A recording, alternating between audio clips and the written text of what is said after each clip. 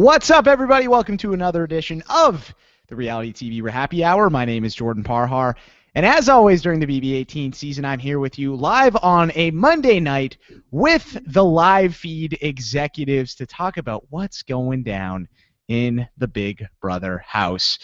First is a man who did not like the Suicide Squad movie, but he is not a Marvel fanboy. It's Alex Kidwell, ladies and gentlemen. Alex, how are you? Doing good, Jordan. Don't know what else to add to that. I don't know what to say. Well, no, Alex was complaining in the pre-show that he didn't like Suicide Squad, but people say that he's a Marvel fanboy, but he said he's not. So Alex, you like DC movies more than Marvel, or I should say, you like the DC brand more than Marvel. Yeah, the DC universe. I've always been a much bigger fan ever since I was little. Yeah, so I think Marvel's got a leg up certainly in the movie department right now, but DC's always been my bread and butter. I'm hopeful they do better.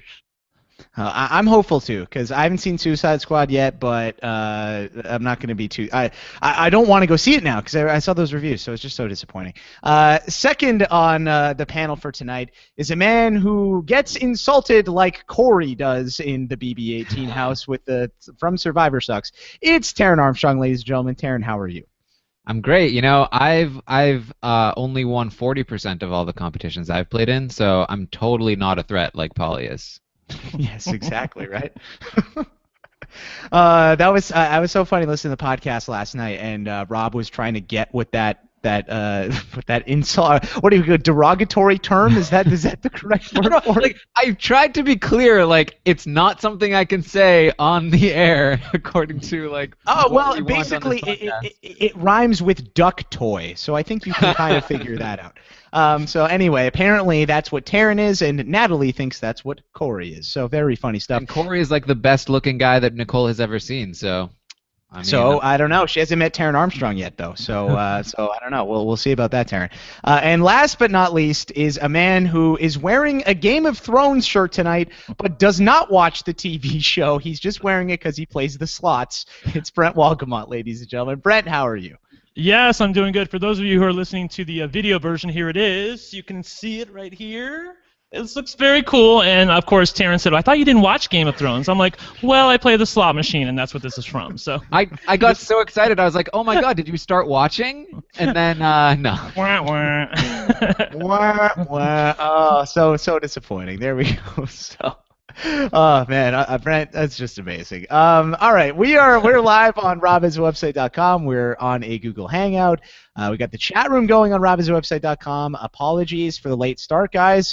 We had a bit of an issue with the chat, which we don't need to get into, but it's good now. So if you want to chat with some people over on RHAPpy.com that are fans of the RHAPpy Hour, listeners of the RHAPpy Hour, that is, you can head over on there. Yeah, if you haven't already subscribed to us on YouTube and you're watching us live, go and hit that subscribe button because we really appreciate that a lot. Let's set things up for you before we get into it. So we are talking all live feeds on this show. If you've never checked out the RHAPpy Hour before, this is a spoiler show. So if you don't want to know who won the veto, if you don't want to know who's going home, any of that stuff, this is probably your time to say goodbye. But come back at the end of the week and check this out and listen to us because the live feed correspondence will fill you in on what was actually going down in the house rather than what was going on in the edited version of the show. Okay, guys, let's jump right into it. The power veto ceremony was today. Taryn, you were on Rob as a podcast last night, filling us in on what was scheduled to happen, or at least what was believed to happen. What actually went down? Polly did not use the veto as expected. However, we did get a speech from Michelle that I referenced in the opening where she basically called Polly out and said, you've won 50% of the competitions you've played in, and like everybody should be aware of just how big of a threat Polly is. Just really calling him out, really trying to make a statement, which wasn't the best idea, I don't think. Yeah, I mean, what is she thinking, Alex? Like this, I just don't get. Does she? I know what she's thinking. Well, what's she thinking, Brett? What's she thinking, Brett? What's she? Well, thinking? no, I don't want to step on Alex. No, but I was Brett, I want you to speak. What well, is she okay, thinking? fine. Well, what she's thinking is that these people all freaking lied to her last week, and she's being told, well, you're not really the target, you're a pawn, or maybe Zakia's going to go home, and she doesn't trust anybody at this point besides Zakia, who she's sitting on the block next to. So I mean, I don't blame her that she's acting out. The problem is that she's been acting out for the past like 4 days, and it doesn't seem that she really has a strategy to it. She seemed to be doing okay in sort of, being miserable and pathetic and crying all the time, that people were sort of buying, well, maybe we should keep her. There are a few people who are thinking about it, James in particular. And then she just blew it all up today, apparently. And I didn't even see half of it, but Terrence telling me now the plan is off because James last night said that he was going to vote to keep Michelle, which seems like a good idea. And now all of a sudden it looks like Paulie's going to get his way again. So I'm over it. So Alex, what exactly went down? There was a plan that was kind of put in place that could potentially save Big Meech, Right. but right now it's not looking so good, is it? Right, yeah. James and Michelle had a conversation last night about the possibility of saving Michelle, where, if James uses his care package correctly, Michelle only needs 3 votes to stay, and that could be, just like Paul, who already wanted to keep her, and then James and Natalie. And then, unfortunately, I think she, things were starting to come together, and I think she just, wanted to actualize it too quickly. A lot of the Big Brother week and the Big Brother game is timing, and, doing things in such a way so that you're, on top come Thursday night. You don't necessarily need to be on top on Wednesday afternoon or on Tuesday morning. It's all about timing. So I think Michelle might have benefited from slow playing this a little more. I think, being in danger, she felt a need to act, and she feels a need to save herself, and I get that. That is, what you should do if you know this game and you know kind of the position you're in a bit. But, yeah, timing really is everything, because I think it's something where, Paulie is going to now have time to undo something that could have been, potentially carried out in such a way that it built to Thursday night as opposed to seemingly climaxing on Monday. The other thing I was going to say just really quick is that I feel like at least the idea behind, publicly, kind of character assassination on Paulie in the meeting is somewhat sound, in that Zakia is so clearly Paulie's minion in the game, right? Like, Zakia is seen as Paulie's second. So there is value in presenting yourself as the anti-Paulie option. You know what I mean? If everyone is worried about the way this is going, and it seems to be going Paulie's way every time, then there's value in, making everyone abundantly aware, kind of like Godfrey did. Like, it's you I'm going after, call out the big dog in the house. The problem is, again, that if you do it so publicly and you're Michelle, it's kind of, well, first of all, like Brent said, she's talked about a lot of people, and she said a lot of things, so your words don't carry as much weight at that point. And then also just the simple fact that, Paulie's in such a dominant position that to do it that way pretty much just ensures that he's going to do everything he can to try to make sure you go. Right. It comes from the fact that, just really quickly, if she doesn't do that in the veto meeting, then, she can get James and Natalie's vote. She can get Paul's vote. And it's not seen, them voting to keep her is not seen as an affront against Paulie. They can say, well, I just prefer Michelle's company, or, Zakia needs to go because I don't trust her. But now, if they vote to keep Michelle, it's an explicit target, just like when 2 or 3 weeks ago when they kept Tiffany, to target Frank. It's an affront to that person. So that's what she's not seeing now. And I mean, it would be nice if these people were self-interested and they were willing to vote out somebody who was a minion of Paulie, but they're not self-interested. And so now all of the people are going to want to appease Paulie by saying, well, we don't want to keep that girl because she was so, trying to target you in her speech. They don't have the cover to be able to save her with their votes now. That's the problem. Taryn, you talked a bit last night on Rob Has a Podcast about Paulie saying that Paul was being selfish and trying to kind of do his own thing. How aware was Paulie about this potential movement to keep Big Meech over Zakia? Paulie had no idea. Nobody had any idea. James had never really gone to anybody other than Bridget a little bit to talk about this plan. He hadn't even gone to Paulie yet, to Paul yet, which is part of the problem, because after Michelle makes this speech, she goes to Paul and she says, yeah, you know, like I want to make a big move if I stay in the game, and it's not going to be you, and it's not going to be, you know, Victor. It's not going to be those people. And he was like, oh, so who might it be? Like, she's basically implying, like, I'm going to be going after Paulie, and then, you know, she also says that she has 2 votes already locked up, meaning James and Natalie. And this is very sketchy to Paul. Like, Paul is going sketch right now because he's like, why does she have 2 votes? If we remember, the reason that Paul wants Michelle in the game, it's because he thinks that she's going to target James. So if she already has James's vote locked up, he's like, well, wait a minute, why am I keeping her in the first place? So basically, she preempted this thing where it's like now it seems like her and James are in cahoots, and that's no good for Paul. And so when he had the conversation with Paulie, that whole thing where it's like, oh, she's coming after me, and you know, even if she's not coming after me, she's certainly not going after James. It kind of allowed Paul to accept the idea. Okay, maybe we do need to get Michelle out. Maybe it's okay to keep Zakiya, even though I do think he's still kind of upset at the fact that he's not getting his way for the 2nd week in a row, and he's talked to Victor about that. It has kind of the idea that he was gonna get Zakiya out has crumbled a bit, and he's seemingly accepted this idea that she's going to be staying. Okay. So, all right. So, is there any, Alex? Do you think there's any chance at all that this thing could flip back, or do you think it's kind of, you know, set in stone, and Zakiya is going to be staying, and Michelle's going to be the one going out the door on Thursday? That's definitely possible. You know, James's care package makes it much easier than it could be otherwise. You know, I think it suddenly becomes an interesting element where it totally wasn't before, if James and Natalie, depending on how, you know, much James and Natalie want to dig their heels in here, and they haven't been willing to do that at all to any degree so far in the game. So that's the problem, is how much is James and Natalie really going to go to bat, and you know, how much of their chips are they really willing to risk on Michelle as a pawn at this point in the game? I don't know that, you know, they will, especially, you know, I think James would have been happier if, you know, saving Michelle, if Michelle kind of lets him do a lot of the legwork here.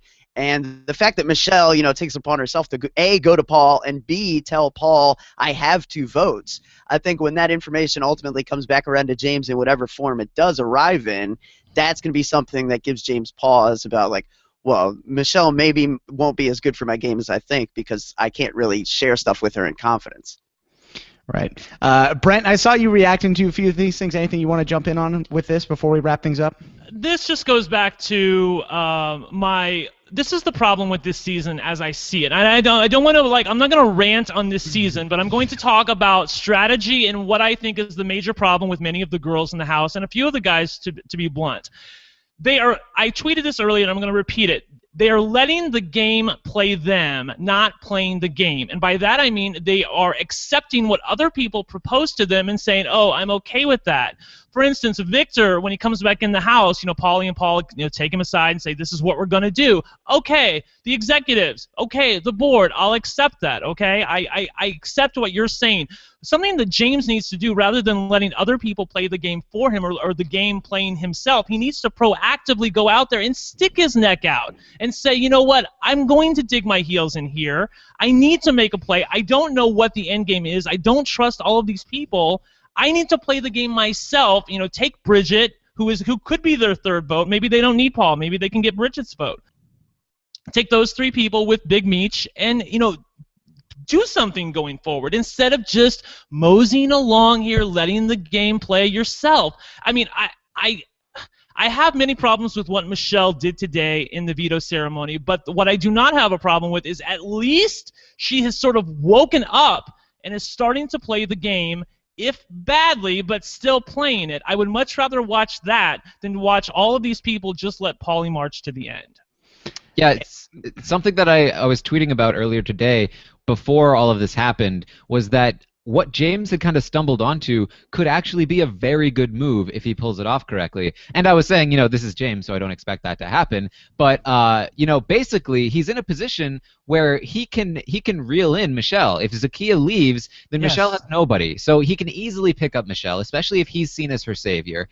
And he can, through Natalie, try and reel in Bridget as well. Then he's got a somewhat solid 4 that's not super obvious. And it's disguised by the fact that Paul is the one that wanted Zakiya out, not him. So all he needs to do is keep the heat on Paul and say, you know, Paul convinced me we should do what the HOH wants, like so on and so forth. Just as long as he keeps this rift between Paul and Paulie, which is already existing, leaving this opening for him to take this shot, then he gets to grab this 4 while staying hidden, and it's a really good power move that, like, it's just wide open for the taking, but he missed his chance. He let it slip by, and this veto meeting happened, and Michelle, you know, did what she did, and now Paul isn't on board anymore, and the opening isn't quite there. If he does it now, it's even more risky, and I don't think it's worth the risk at this point, because he's just lost the opportunity. If he makes this move, the entire house is against him. He can try and get Bridget on board at this point, but again, he's missed his opportunity there because she's been swooped. The other people have swooped in and talked to Bridget and said, listen, Michelle needs to leave, and Bridget is on board with that, and she doesn't trust James because Paulie keeps getting in her ear, and James won't talk to her. And let's be honest, it wasn't that tough a sell for Bridget to begin with. Like, hey, Bridget, get rid of Michelle. She's not going to be like, nah, I don't think so. Oh, the girl that's been, like, hating me for weeks? No, I don't think that's a good idea. And that's another thing, too. Of course she's on board. Right. Like, Michelle has been talking to everybody except for Bridget about how she totally loves Bridget now. Oh my like God. Bridget is Well, the only Karen, person she hasn't told that to. Remember, she's nice to her sometimes, so, you know. Right? Yeah. Just like Brent is nice to you sometimes, Taryn. Right, It's great. exactly. But I don't need your vote to stay this week. She needs to go kiss some ass. She did do some good work last night with James, saying, you know, I'll never put you up. I won't put you up in the double eviction. By the way, we should talk about that because that's a lot of people concerned about, you know, it wasn't last week, so they basically know the double eviction is coming up this week. A lot of people concerned about the double eviction. Michelle did some good work last night when she was trying to talk to James, saying, I'm not going to put you up. I'm not going to put Natalie up. You can use me as a pawn if you need to. I'm totally cool with that. I just want to stay this week. And James realized something else we should talk about, that removing Zakiya from the Jenga blocks effectively weakens Paulie's position in the game. And I don't even know if we have the time to discuss how Zakiya is still on Paulie's body. Never mind the fact that he lied to her last week and then he had the power of veto this week and didn't save her. I've never seen a showmance where somebody didn't save the other person. I've never seen it. Okay, so Zakiya she's still fine with this. She didn't get upset at Paulie over, at least visibly. You guys didn't see Zakiya, man. They're still physically attached. Like, she clings a lot. Like, she really, it's like vestigial Z more often, most of the day. Well, Stage 5 clinger. Yeah, as I mentioned on last night's show, like, she has been trash-talking Paulie to Michelle, but that has been dying off, and now it's more Michelle trash-talking Paulie to Zakiya, and Zakiya just being like, yep. And now Zakiya very, very recently, as in like an hour or so ago, or maybe a little more, has been spilling all the secrets. She's been talking about everything that Michelle is telling her and making sure that Michelle goes down that river instead of her. Why is Michelle talking to Zakiya? That's another thing we need to talk about. She's on the block next to her. Why are you telling her anything? Time to cut Shut ties. up. Once that veto isn't used, at that point you've got to just shift perspective. I know Z is your friend, but like that's one of those things you just have to do if you want to survive in the game. Yeah, Michelle has talked about, like, I'm not willing to, to talk bad about Z. I'm going to campaign for myself, but not against her. A lot of people do this, and it's always a mistake. Especially when Z is willing to do it against you. Totally willing. Yeah, that always seems like a one-way street, doesn't it? I've never seen it where two people both equally say, I don't want to talk bad about the other person. There's always one in that pair that says, okay, I hear what you're saying, that you're not going to talk bad about me, but I can't give you the same satisfaction. Classic prisoner's dilemma, and there's no winner. So you basically you have to go for it. Yeah, the loser is us, though. Yes, most definitely. I just want to remind everybody who's watching us live, we are taking your questions today. So if you want to leave a question, you can get that in on the YouTube video, leave a comment, or you can tweet us using hashtag RHAPpy Hour. Just tweet me. I'm at Jordan Parhar. Okay, let's talk about the double. Brent brought this up. I feel like this is a good time to bring it up. I think a lot of people are intrigued about the double eviction. We did get a question about this, which I think I have lost. Here we go. It's from Rachel Coper. Rachel says, can you guys outline the best case scenario for the double eviction? Putting it out into the universe might make it come true. Yeah, let's talk about this, guys. What are we hoping for? What should we be rooting for to happen? And what do you guys? And then let's just break down a few scenarios. So Alex, I'll go to you. Best case scenario for this double. I know Rob briefly talked to Taryn about this last night, so I want to get your take on this. I don't know. Like, I don't have that much of an opinion. I got to be honest with you. I'm just kind of like here to see what happens at this point with this season. Okay. Yeah, I don't have a preference, man. Think about it while I say this. I think that the best for the double eviction would be something like Natalie winning HOH and putting like Victor and Paul on the block. Now, granted, Victor is likely to go home in that spot, but I'm hoping that the house guests may wake up and realize that these three boys are working together. She might even be willing to use Paulie as a replacement nominee if one of them come off the block. So that's what we're hoping for. And obviously, if Michelle stays, well, then all bets are off, and who knows what she could do. And anything can happen in a double eviction, especially if people are thinking quickly and not really, going over it a lot. Like, remember, you need to look no further than Big Brother 15 to realize how quickly things can happen in a double eviction. I watched the feeds kind of off and on back then, but I still never realized that Judd was even an option for Aaron at that point, and he went out in the double eviction. So, it's something to keep an eye on, that you never know. If you like, Dr. Will talked about this a lot. Something where things are speeded up is not something that's good for strategically savvy players like Paulie. People like that want some time to marinate, to smooth things over, to charm the pants off the house guests. When you don't have time, that really puts a crimp in his plans. So he should be wary of the double eviction, if not for his own sake, then for the people who are allies around him. Taryn, has there been a lot of, and Brent mentioned that there's been lots of chatter about a potential double. Has there been anything earth-shattering in these discussions about the potential double in terms of preparation? Assuming Michelle goes home, which I think the house is kind of expecting to go home at this point, who is the consensus or most frequently talked about target for a potential double that you've heard of? It's pretty all over the place. Bridget has been a target of Paulie's. James is a target of Paul's. Nicole and Corey are also Nicole more than Corey. They're targets as well. Victor is obviously a big target. Like, it could really, like, the shotgun could spread almost anywhere. Really? Natalie is probably one of the safer people. Paulie is probably one of the safer people. And Paul is probably also pretty safe. But aside from those, and Corey as well. But so it's really like, but the problem is that anybody could get nominated, and then if the veto goes one way, any one of those people could also go home. So it really could go in a lot of different ways depending on who wins. Right, really, it's coming down to all these pairs, and aside from a big group anymore, it's pairs with a lot of agendas now is really what you're starting to see, and these pairs are starting to target each other in different ways. But it really is coming down to games of pairs. It was showmances, but then now you incorporate like a Victor and a Paul into that situation, and it really becomes a game of pairs. Can we talk about who those pairs are specifically, Alex? So I guess I'm assuming we've got James and Natalie are a pair. PP is a pair. Corey and Nicole is a pair. Or is PP not a pair? I guess they've kind of fought. They've got different ideas increasingly, right.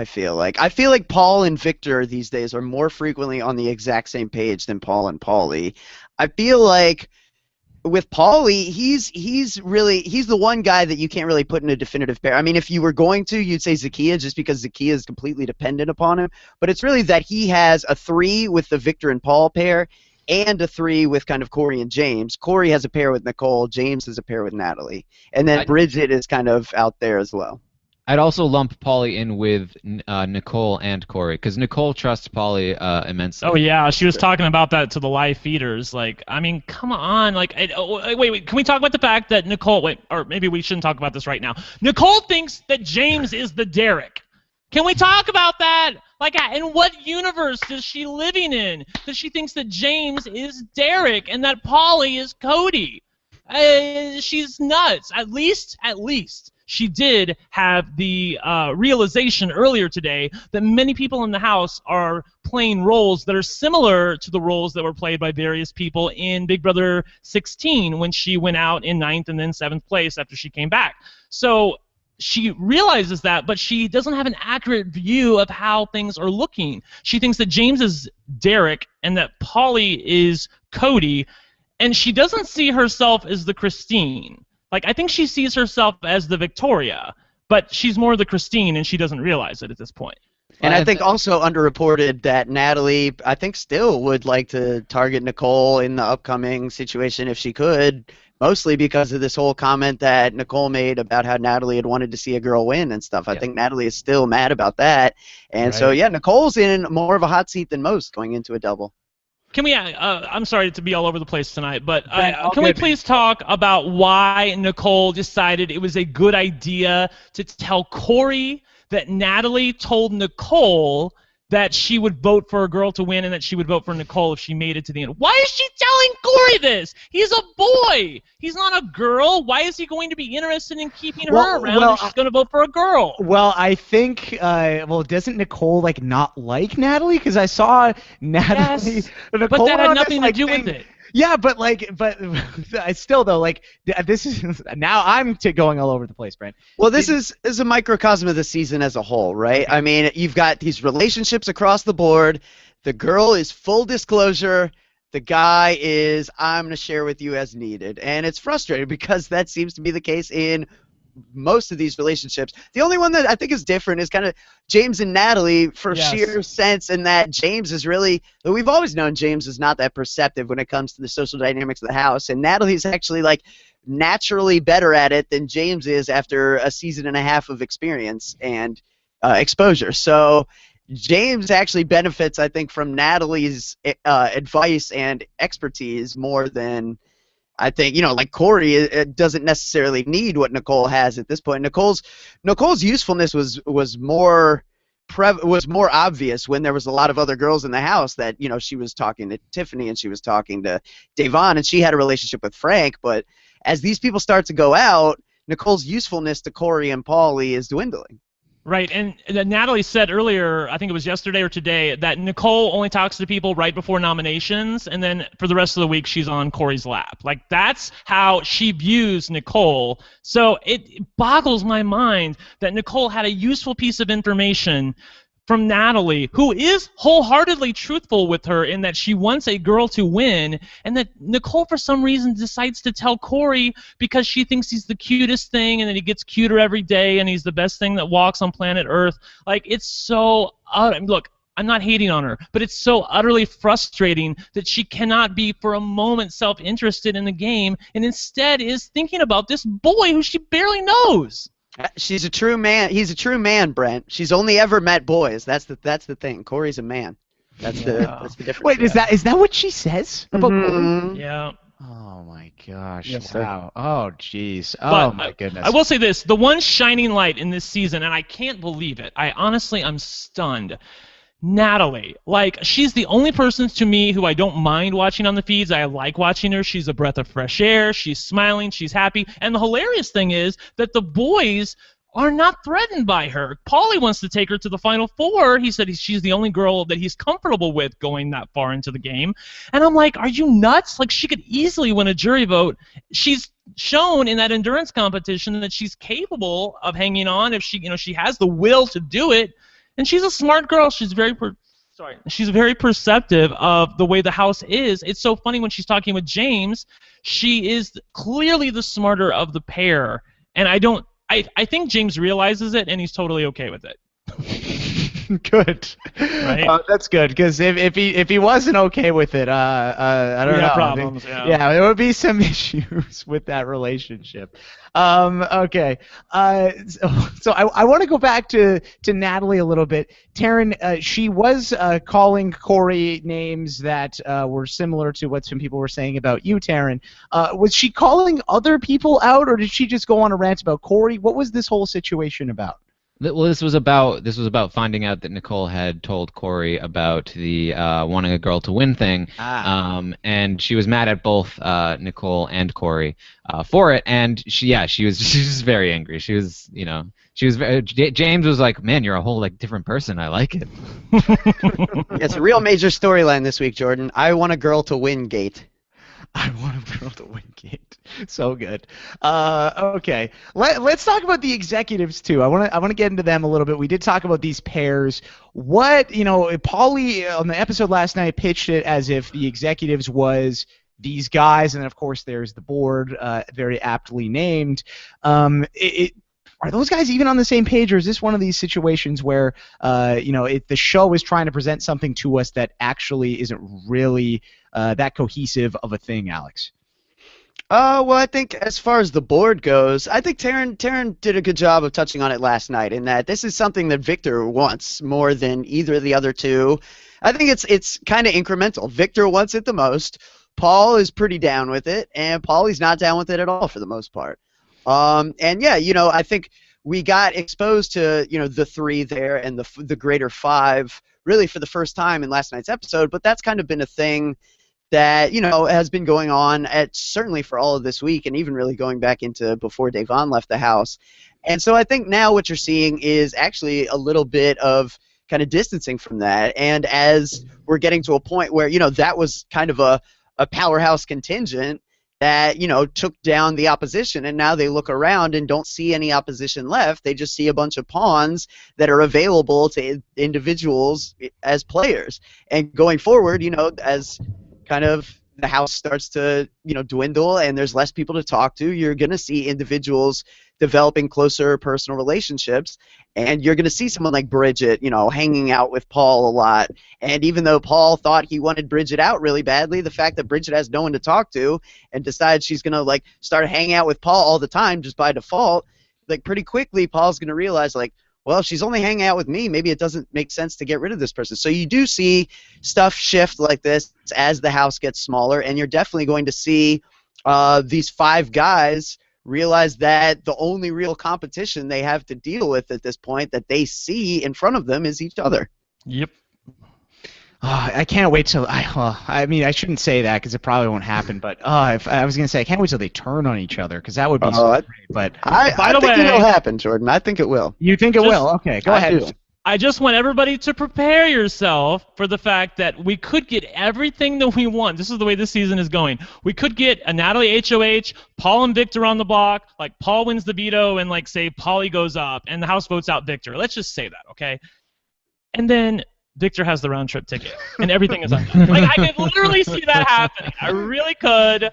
That's the way this season's going, so I think we should all just prepare for that possibility. I know everyone's talking about Big Meech having the round trip ticket, but it could be somebody else. Yeah, what if they made it to backdoor Paulie and then he has it? That would be that's what I was gonna say. Yeah. Is I'll one up you, Brent. Paulie has it, and then he comes right back. It's like if finally got out Derek, and then Derek had something can you imagine? That would be insane. We would be oh my god.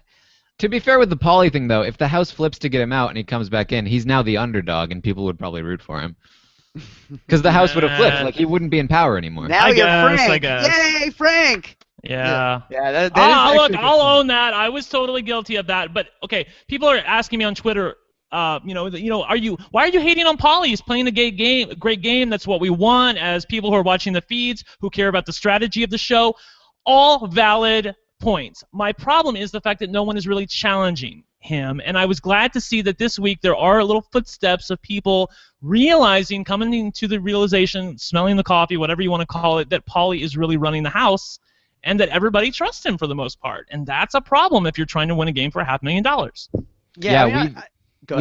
We've seen Natalie talk about James is running the house. Paulie is running the house. Yeah. Michelle has talked about Paulie is running the house, and even Corey has been talking about Paulie is running this house. He's doing a great job of it, and maybe something that we need to look out for in the future. He still trusts Paulie. He still wants to use Paulie, but he's very much aware of what Paulie's doing, and that's not a good sign for Paulie down the line. This is very much like the Vanessa situation, where she was set up really well to make it to the end, but a lot of the people down near the end knew what she was doing and knew to cut her by the time that they got there. And really, it's what we saw with Frank, too, where, well before Frank was being targeted by anyone, he had the 8-pack and was starting to talk to Bridget and talk to some other people, and people were starting to plot against him from within his own group, because this is kind of how it works. Like, first the talking starts before there's the ability to act, and then once the HOH comes about, then the action takes place. Jordan, somebody asked you, I think on our show with Thursday Night with Rob, at the end of the season, is Pauly going to be a top 10 player? Yes. You said yes, and I said no. And the reason I think is because this is a long game. I mean, this is like a marathon. And so far, he's only run the first half of the marathon, and he's doing great. But as I know, when I ran my marathon, like, you literally start to tire out by the end. And I don't think that Pauly is aware that people realize that he's running the house, and when you're blinded to that fact, that can be your undoing.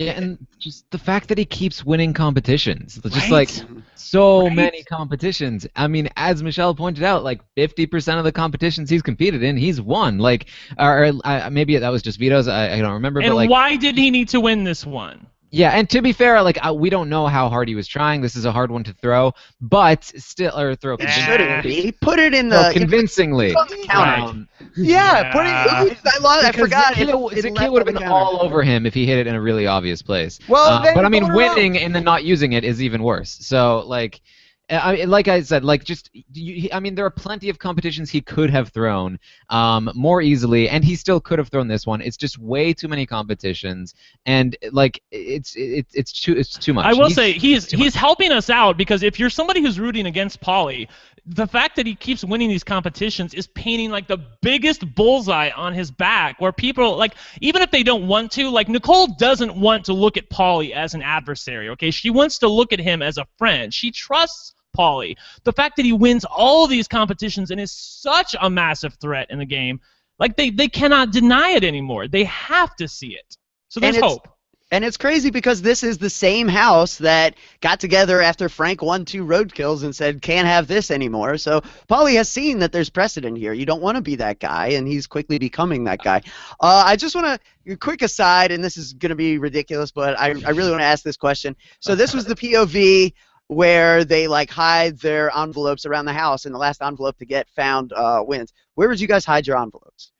Oh, wow. Well, when I was a little kid and used to watch this one, I always used to think, oh my God, best idea ever. And I'm pretty sure someone did this, so maybe that's why I just thought I just stole it from someone, was put the thing in, like, open up the cereal and put it in, like, the bottom of, like, the Fruit Loops. Right. But I don't really think that's that great because it's been done before. Yeah, I think it's that been was done. season 8. I think that was done. Yeah, and that's feel one of like my favorite seasons. So that's probably why. Every diehard Big Brother fan has an answer to this question, I feel like. Yes, I have one, and I plan on being on Big Brother 19, so I ain't going to tell you where I'm going to hide mine. All right. Oh! I can respect that. All right. Aaron, what about you? Taryn. Yeah, Michelle went to go put it under the rug, I think she said, and that's where James had put it last season, I believe. But apparently they had glued the rug down, and so she wasn't able to. Oh. She was aware of the fact that it was coming up, and she was planning on, like, where she was gonna hide it. Long before the competition actually started, but I think that threw her a little bit for a loop. As far as where I would hide it, I'm terrible at hiding things, so I really I don't know. I would I don't know, maybe try and this is probably against the rules, but I would go up onto the sky bridge and then try to get it off the departure board. You're getting to stop that as soon as you even think about that, Taryn. Alex, what would you do if you could hide something in the house there? So my idea has always been, I don't think anyone has tried this, but now I can't remember. They have a lot of, or at least they usually have, like, kind of those big poofy quilts. You know what I'm talking about? They kind of have, like, some girth to them. I would try to tear open a hole in the quilt and get it on the inside of the quilt, and then that's pretty fold good. the quilt back up. You know what I mean? Because I had a quilt when I was a kid that got a hole in it, and I pretended it was a fort, and I climbed inside the quilt and was doing all that, and I remember that. So wait, how big of a hole was this? I ripped it open until it was kid sized. Oh, okay. I made it work. But yeah, so that's mine. See, I was envisioning a hole like this, and I was like, how is a young Alex Kidwell fitting in that tiny little hole? But that makes more sense. Yeah, only child activities. There you go. There you go. Okay, so yeah, interesting. Yeah, I think that's probably the best one. Is the quilt thing. So Brent, I don't know if that was what you were thinking, or any other BB19 hopefuls. Feel free to but, take it. There Yes, you go. my lips are sealed. Thank you. Okay. I have a spot. I really do. I'll tell you when we're off the show. Okay. If I'm on Big Brother, let's hope that I don't need to win that competition.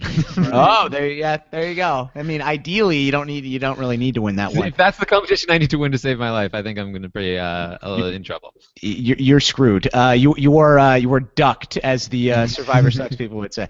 Okay, I want to talk about Victor. I like to do this every week. I want to talk about Victor's HOH and to get your guys' take on this. The episode last night. We saw Victor's speech and we saw him saying, "That speech was on fleek, your boy, whatever." And I was like, I don't know. Victor's head is getting kind of big a little bit here. But what do you guys think in terms of a feeds perspective, Brent? Do you think Victor's had a little bit of HOH-itis, or has he kind of kept things cool outside of that speech? Compared to other people this season, specifically like Paul, I think Victor has been fine. I mean, you're going to have a little bit of a bigger head when you're HOH. That's just how things go. I would like to talk about his speech. I, for one, did not have a problem with it whatsoever because he's playing the game, and maybe this isn't the reason why he did this, although I'm hoping it is. It's a TV show. You want to entertain people. You don't want to be boring, Like I've always said, if I got the chance to play Big Brother, I would play balls out, have the best time, whatever, and who cares where I finish because my life is fine. I think those are the best people to play Big Brother. So I'm hoping that Victor was like that. He was like, I want to have a good time with this. I want to make good TV and just, have a blast. And so I had no problem whatsoever with him going after Zakiya and Michelle in his speech because it wasn't well, I'm nominating you because I don't know where you're at or, the things people say in nomination ceremonies that are total bullshit, and we know they are, okay? As for the rest of the week, I think he's been fine. I actually would like to see him put his foot down a little bit more, even though he doesn't have a tie-breaking vote this week because there's 7 or 5 people voting, depending on your perspective. I wish he would kind of put it out there a little bit more that, I really want Zakiya gone. Like, I won this HOH, respect my wishes. This is what I want. Because if he did that, that would give other people cover to be able to do what he wants. But he's being too nice of a guy and letting people do whatever they want and saying, well, I've already done my work and you guys hash it out. I really don't. I think this is one of those places where you need to use whatever influence you have as the, HOH, even though his power is essentially gone at this point, to get the house to do what you want, as in, they owe you because you won this and protected the rest of them. That's what I would do if I were him. All right, well, I do have a problem with his speech, not from an entertainment standpoint. What a shock! Well, not from an entertainment standpoint, because as I mentioned on the show last night, I thought it was probably his shining moment on the entire show. But from a gameplay standpoint, it was terrible. I mean, it really pissed both Michelle and Zakiya off to the extent that they were both really gunning for him as their target for next week. Zakiya still is. It's just it really rubbed them the wrong way, and it's just not good. His reasoning for it wasn't I want to make good TV. I mean, maybe that was a part of it, but a large part of it was also they voted me out, so I'm gonna stick it to them. I don't care anymore. Which is just yeah, exactly. Good gameplay. And also, I don't think that he should stick his foot down. I don't think that he has the ability to. I think that ideally he should, but I don't think Victor has the ability to stick his foot down and do any. He has no influence in the house, and his best shot right now is being taken along by somebody who thinks that he's just going to follow along with orders, and that's how they see him. They see him as a robot who needs programmed orders, and he's just going to follow those orders, and that's the only thing keeping him safe at the moment.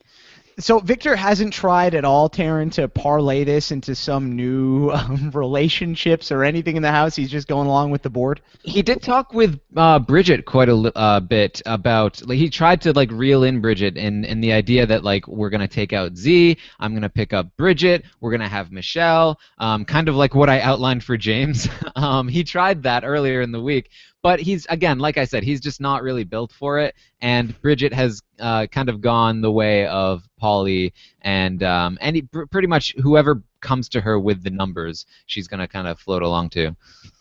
Wow, I'm so stunned that Bridget's floating along to wherever the numbers are. Alex, buying or selling Victor's stock moving forward compared to where he was at before winning this HOH? I mean, it's ticking. It's It's only a matter of time. This guy is not Agreed. gonna win the game. I mean, he doesn't have the chops for it. But at the same time, that doesn't matter. Like, I didn't have a problem with the speech. I thought it was really, really stupid. But certainly, like, Michelle's reaction was an overreaction at the same time. And, you know, I mean, yeah, like Terrence said, not great gameplay, but I thought it was pretty funny. Like, here's this girl crying, you're like sliding beads at her, and they just kind of like fell on her lap. The only way it would have got better if they didn't just like dance this off out of the kitchen, like never cared. Like, Yeah, that when the feeds came back, it was just like Michelle going, has anyone cried before at the nomination ceremony? It was just like, oh man, this is gonna be a good one. And that was the thing, like from feeds, like yeah, because that was the thing. It's like we didn't actually get to see the speech until the episode. That's one of the things that you really miss on feeds is ceremonies.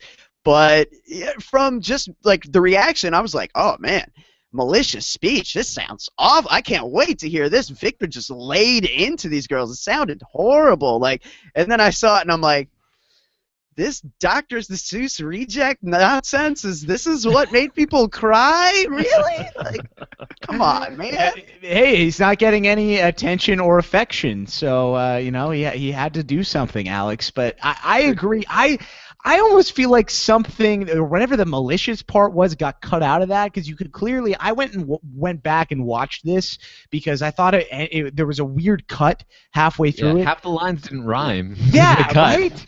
So, and if he's going for this Dr. Seuss reject style of speech, you would think at least I would think the whole thing would rhyme. Victor said he's a smart guy. He knows how to do simple math when doing, you know, in that roadkill comp that he won. He's a finance major. So yeah, there's got to be something because if that is what made Big Meech cry, I don't know what to say because that was nothing. There was nothing. What did he see? What did he even say? We're talking about Michelle here. I mean, like she's. But even then, like the second she was, coming like, of watching Amber. She was watching, and then she was just like, and she starts crying. Like, come on, Michelle. Counterpoint: he was no Austin Madison. Let's be real. Victims aren't we all? No. Victor. Yeah. I wish the RHAPpy Hour was a thing last year so that we could come on every week and hear Brent complain about Austin. Right? Oh, that would have been great. Like, seriously, this is the reason why this season is not as good as last season, aside from the fact that Vanessa's not on and we don't have, like, some great female strategist in the house. It's that there's no one I can really hate. You know? Like, I mean, I'm disappointed in these people. I'm disappointed in James and Nicole. I'm disappointed in people like Meech or Zakiya and how she's acting with Pauly. But as Rob noted on Thursday night's podcast, I think, or maybe it was Wednesday with Alex, he said Pauly does not make a good villain, and he's right. Yeah. Like, it's really hard for me to work up any hate like I did last year with Austin as far as Pauly goes. He's a pretty likable guy. He seems nice. It's just... Whoa. I make a great villain, okay? Well, I wish he I'm would. A great one. My brother Cody says I'm a great villain. Whoa, that is the best Pauly impression I have heard this week, Taryn. Well done. I think Rob will take issue with that, actually. But no, I think he's fine. He just like he's too much like his brother, honestly. I gotta say, I'm really gonna try to find a way to vote America's Care Package this week for my favorite player, Mr. Jenkins, Bridget's basil plant. Wait, that's the one that deserves safety and co-HOH. Right. That's the player. Yeah. Mr. Jenkins for AFP, man. He was thankfully saved from the terror of the veto competition. Yeah. Okay, and can you explain this? Who? So Bridget has a pet plant? Yeah, Mr. Jenkins. Yeah, she keeps him very near and dear to her heart. Why is it named Mr. Jenkins? Why not? All right. Why does Tim have a pet spider named Marinara? Why does anyone do anything, Jordan? Why are we here? Why is Paul walking around with like a pelican floaty? Just because that's what we're working with. Because it hides his gut. Obviously. Oh my gosh. Because it hides his gut? Is that what you're saying? Yeah, he's getting fat in the Big Brother house. He's hiding his gut, I'm telling you. That's a big topic of conversation in the house. Everyone's talking about putting weight on. Mm-hmm. Not only is Mr. Jenkins not alienating anyone with his social game, but he's also basil. He can provide a nice fresh treat for your pizza. So he's really slaying here. Oh, and speaking of the veto competition, I forgot to bring this up in the podcast last night because I said that we were going to talk about it. But it was funny that Natalie mentioned that James wears her underwear in the TV show because on the feeds she just went into a fit about somebody who had broken into her underwear bag or whatever and just strewn it everywhere about the room, and she was very upset. She said it was contaminated. She's washed it, but she still feels like she's going to get an infection because it's been contaminated. And she was like, James was like, I wasn't me, I swear, because Victor was mad at James because James totally trashed the kitchen. And James was like, I mean, I can understand why somebody would have done it, though. So I think it'll be very interesting to see who ended up doing that one. Oh my gosh, I can't. Okay, I now hope I'm it's excited. James. I hope it's James. I really do. I That kind would of be hope hilarious. it's Nicole because Okay. Natalie already hates her so All much. right. Like that would kind of work. Yeah, I'm trying to win. Like, here goes your underwear. I want to see that because Nicole will be very passive about like a very aggressive action there. That'll be funny. okay. Who are we putting our money on? I'm saying it's James. Anyone who's taking James? I think it's James. Yep. I think James is probably one of the more likely. So yeah, I mean, it also could have been Victor. She suspects it might have been Victor, but we'll see.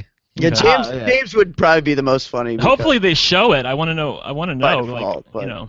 I'll go Nicole. Well, I think it would be. I think it would be quite hilarious if they show it and it's James, and then we see Natalie's reaction Right. afterwards, and James like, "Well, it wasn't me." That would be Like, oh, what the hell? Yeah, exactly. What the hell? Oh man. Okay. Let's quickly. What do we want to do? Do we want to take questions or play Well, the I was going to say soft something watch? really quickly. Okay, I go don't- ahead and I'll decide. I am curious if you guys. I kind of am getting Alex's vibe as far as where this season is headed, but I kind of wanted to ask you and Taryn. Like, I am feeling better about this season. I don't know if it's because I'm in a better mood today and I took my meds today or something, but like I feel good or better about the way this season is headed.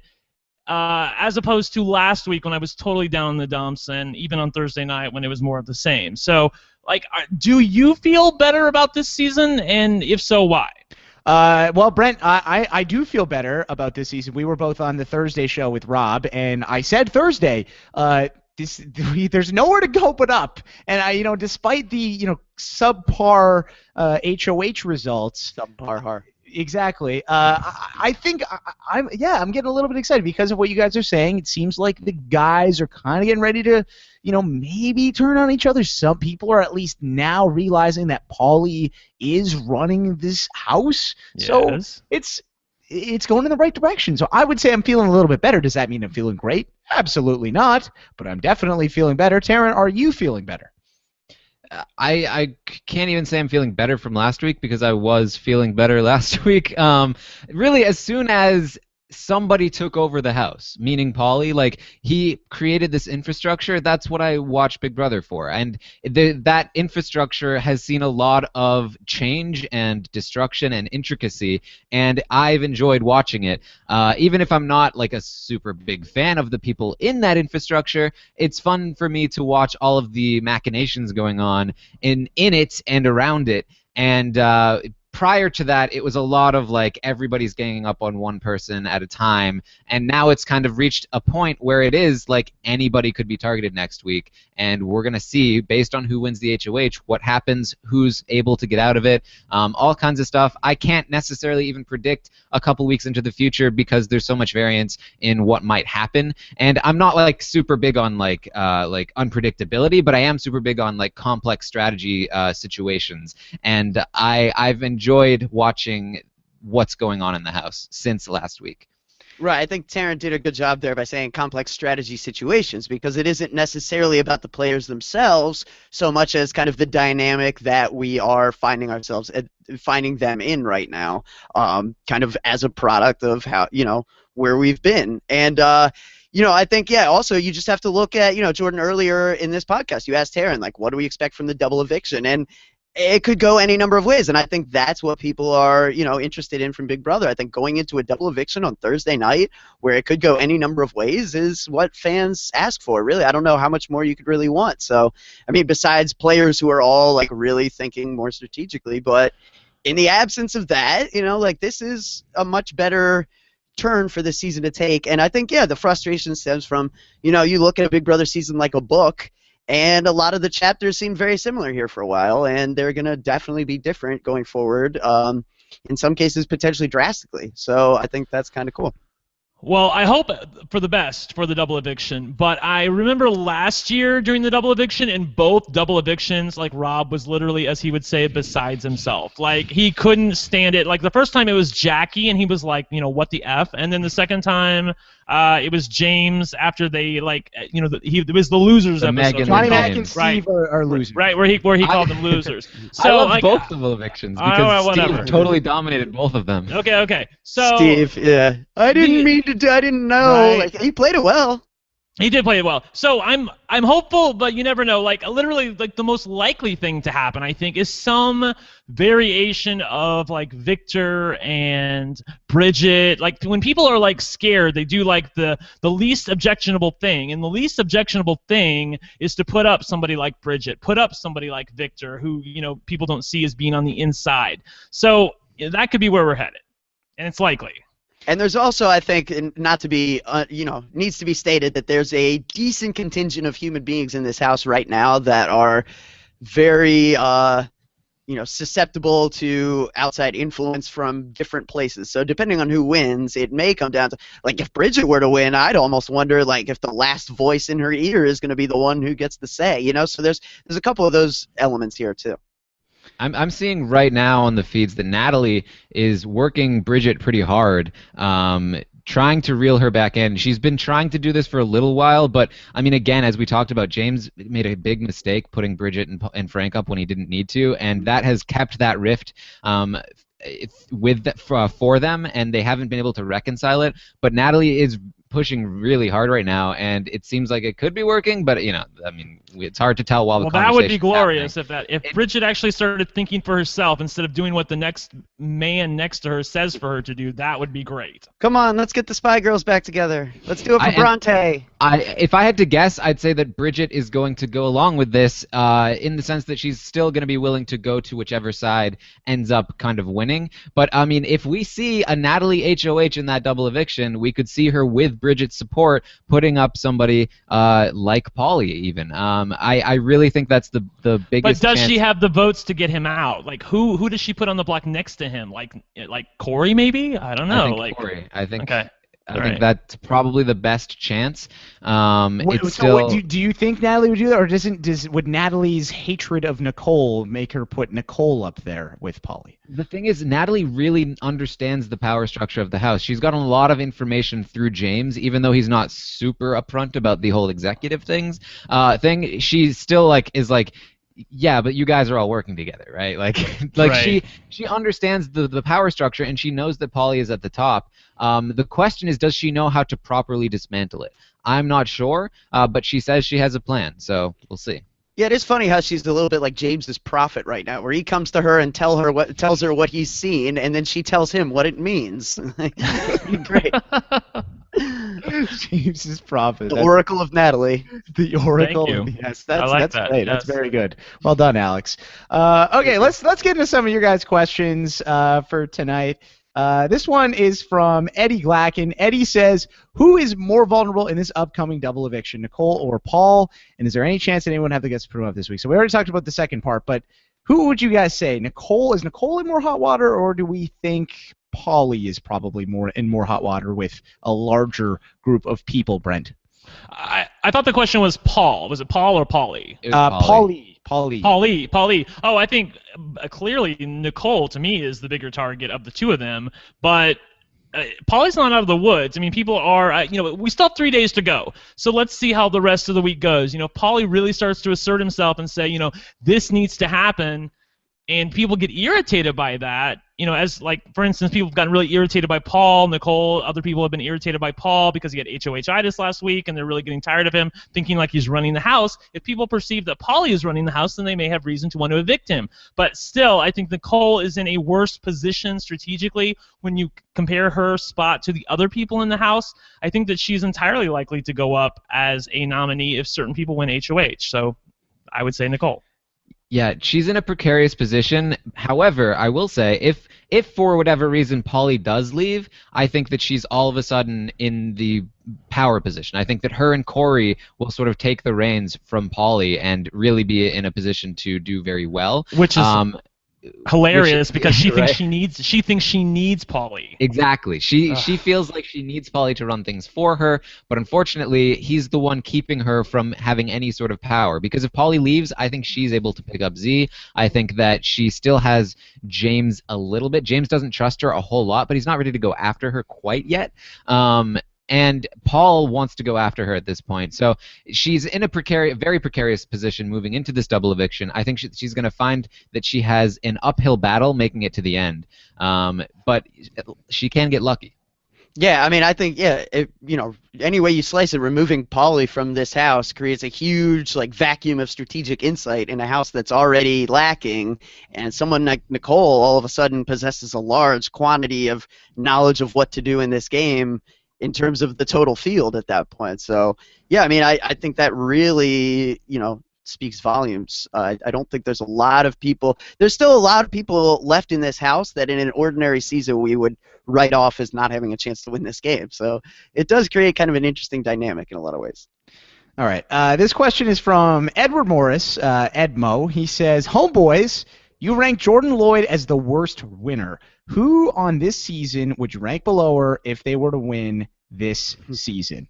Okay, interesting question. So Edmo is referring to the Best Winners podcast we did last fall. If you haven't checked it out, I recommend it. On the feeds. Did you hear about this, Jordan? I actually did hear about this, Taryn. It was so Michelle. Tell everybody what happened. Yeah. Yeah, go ahead, Taryn. Tell the world. Yeah, well, basically, they were talking about past winners, and Michelle brought up, oh, did you listen to the Rob Has a Podcast? They ranked the winners, and they ranked Dan #1 and Will #2, and she's referenced Rob Has a Podcast before, but this was particularly exciting, at least to me, because that wasn't a podcast with Rob. That was us. That was you know us. what I mean? That's crazy. Exactly. Who needs Rob? Right? Well, hi, Rob. How you doing? Brent, what's that? Oh, am I getting? Yeah, all right. Scrub that out on the final cut, will you, JP? Thank you. Yes, I will. For sure. All right. Everybody, keep that secret. Right. So okay, what did she say about that though? She just said that, and everyone was just like, okay, cool, and that was it. Yeah, nobody cared. Holly was talking as she said it, and so everybody ignored it. Yeah, and it's Nicole not was you. Oh, interesting. Yeah. Yeah, great. JP, when you would say things like this on the feeds when Big Brother Canada 3, people were like, oh yeah, or they would talk about it, or ask you questions about it. Here, it's just like, yeah, thanks, bye. I think the general rule of thumb in Big Brother is that super fans want to talk about past seasons. People who don't know past seasons get offended by why don't you talk about this season? You know what I mean? It's like, well, I understand why you don't want me to talk about past seasons. You have no idea what I'm talking about. I get that. That's fine. Okay, this is an interesting question. This one is from Ron Chan. He says, over the past month, who has been the better manipulator, Paulie or Dave Mossman?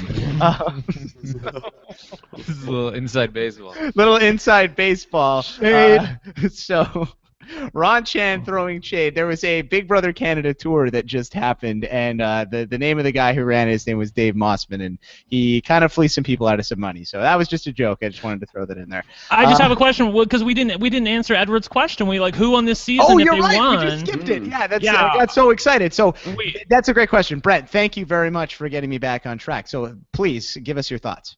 Oh well, I don't have any thoughts, but I guess I think you would have to say if James won or if Corey won. I sound like Nicole all of a sudden, where I'm like, but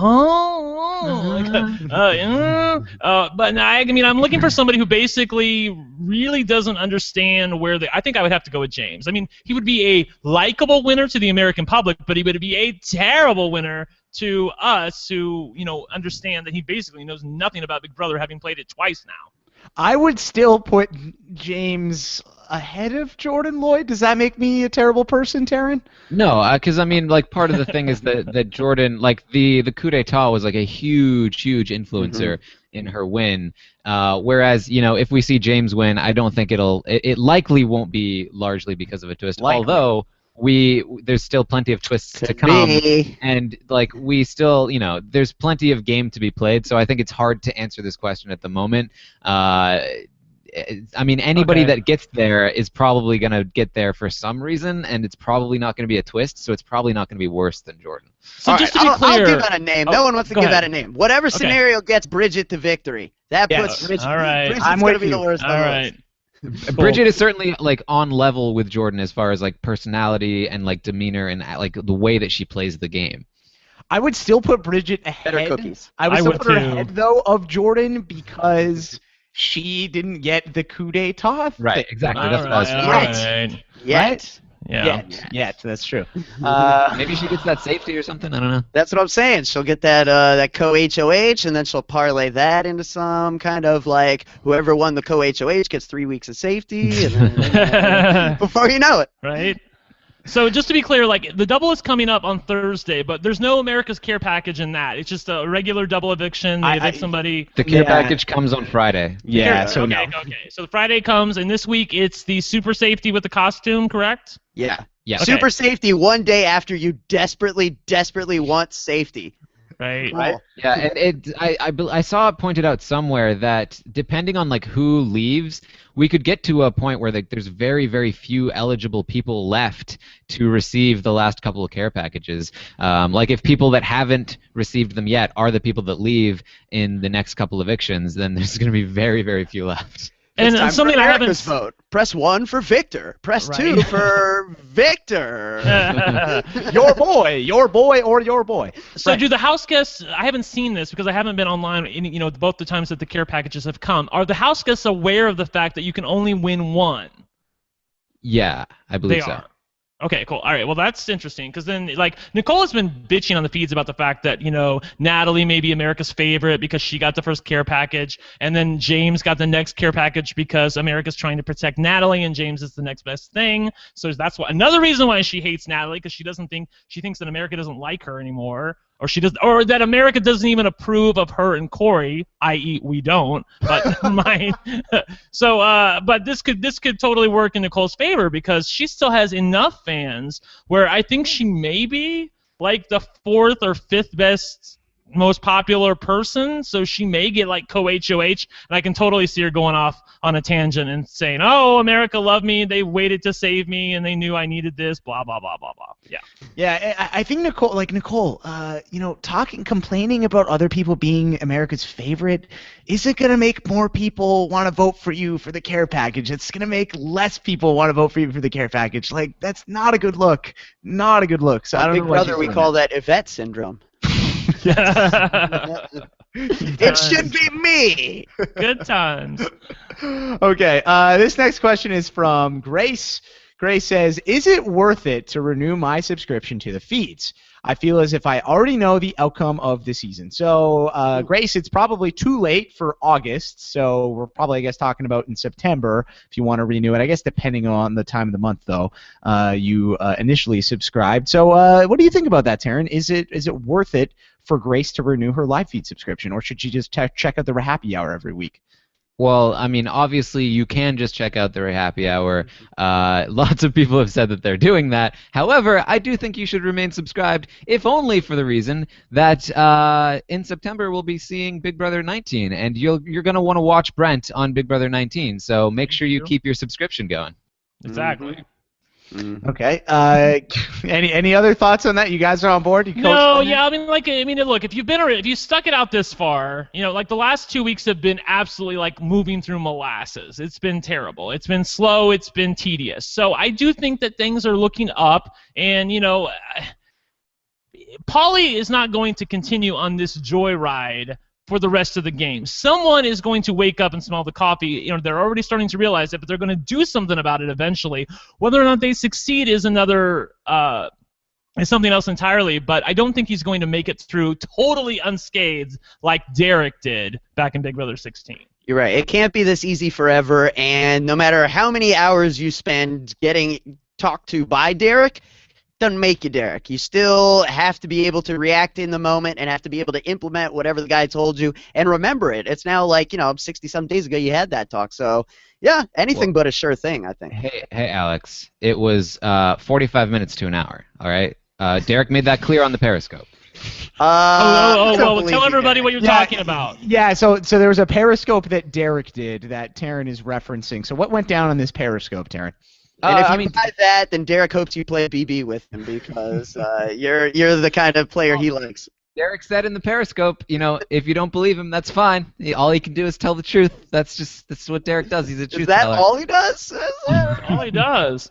Crazy. But yeah, basically, and Derek, he's been getting a lot of questions about did A he lot of form a hate. pregame alliance, stuff like that. He answered a lot of questions, like his thoughts on Pauly, his thoughts on Pauly's game, and so on and so forth. He said that he did not talk to Nicole prior to going into the house about going into the house. He talked to her a few months ago about nothing in particular. She played him. He said she pretended to not be on the season.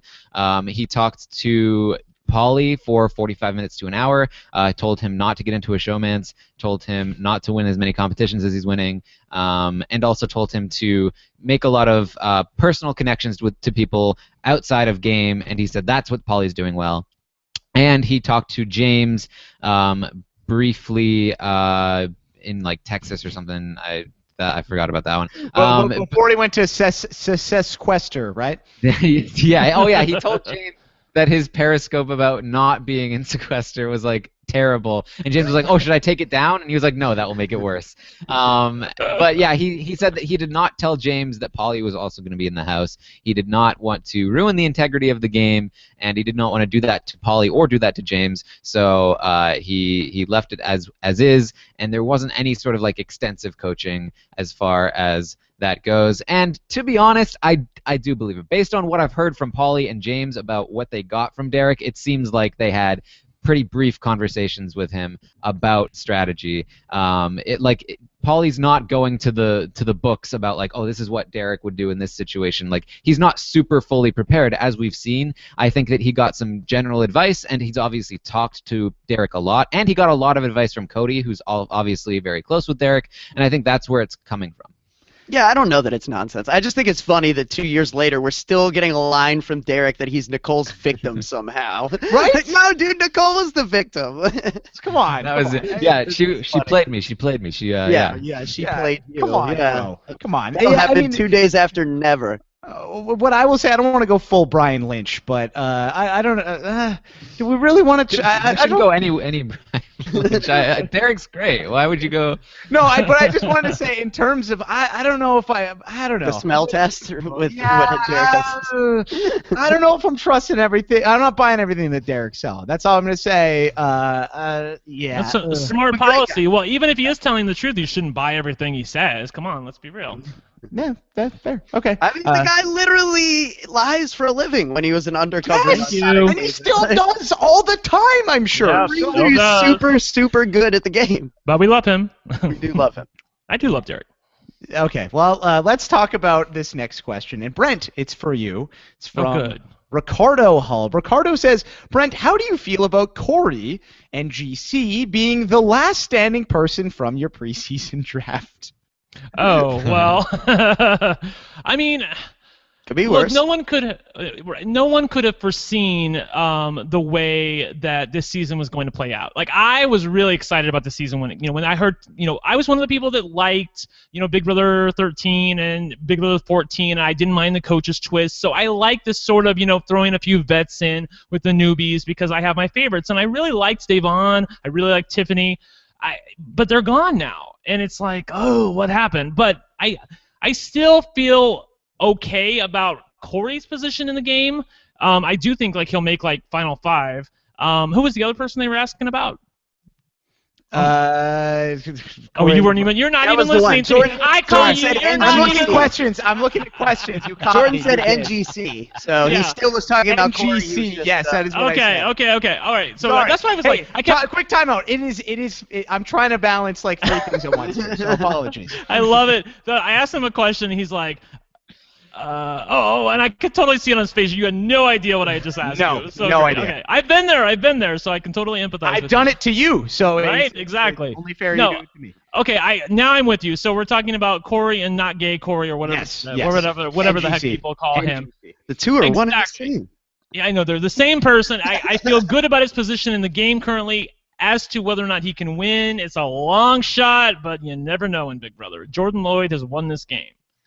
Anything can happen. All right. The next question, it's not really a question, it's just a comment. This one's from Lance Davis, and it's a good idea. Lance says, I would hide my envelope in the veto competition in the toilet tank, much in the same fashion as an upper decker. That is a really good idea. So and then you have to pluck it out, and it's all soggy, and like you even have to question if you want to go find a different envelope because you don't want to deal with that. I like it. I don't know. I think I would look there. Well, now everybody will. You put it on the podcast. I can't use it no more. But I like this. Who's listening to this? Nobody. You're good. Hey, okay. If you're so inclined, tweet us more ideas of where you would hide your envlope. I like this a lot. This is DM good. More me, feedback, please. Definitely. Okay, this one comes from Twitter. It's from Colin Stone, our podcast house brochacho. Colin says he basically Colin likes to tweet out polls. If you follow him on Twitter, at Colin Stone, he likes to tweet out polls, and then he requested that we talk about this poll. No, I still don't have an answer for this. And so Colin said, who has the most equity to win a random season of Big Brother, assuming no rigging? And then in brackets he says, bad assumption. Big Meech, Big Jeff, or Big Sheel, who I'm assuming is Sheila from BB9. Was Sheila ever Kennedy? Was Sheila called Big Sheel? I don't remember. I don't know. I've never heard that before. before. I don't remember that. It's the only Sheila there is. Right? Yeah. So we're going to go with Sheila from Sheila Kennedy. So this is a tough question. I don't know. I honestly not don't know tough. who I would take. Sheila is the obvious. I think, right? Sheila's got to be it. Yeah. I mean, she got third place on her season, and she could have been the winner if she made it to the final two. She has empathy. She's able to relate to people, but she's not an obvious target. No one's going to go after her. For people like Sheila, the obvious danger is in the beginning of the game, when you're not, like if you're around a bunch of 20-something-year-olds and you can't relate to them and they throw you out because you're the old person in the house, so to speak, which she would be given the way they're currently casting Big Brother. Actually, I would be. That's really terrible to realize. I don't know. I mean, what's worse? Like Mish makes some bad comments to people here or there, but Sheila pretends she has a secret partner in the house.